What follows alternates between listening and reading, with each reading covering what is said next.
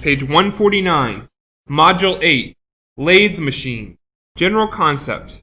Lathe is a very important machine in mechanical work. It can operate various types of mechanical work such as lathing, knurling, drilling, reaming, or tapering, etc. There are a lot of equipment uses with lathe depending on each application, such as drill chuck, lathe center, rest, etc. Contents. 1. Components of a lathe machine. 2. Equipment for a lathe machine. 3. Speed of a lathe machine. 4. Lathe practice. Learning objectives. 1. Describe components of a lathe machine. 2. Describe equipment for a lathe machine. 3. Calculate speed of a lathe machine. 4. Able to operate a lathe machine. 5. Able to use English for ASEAN vocational preparedness.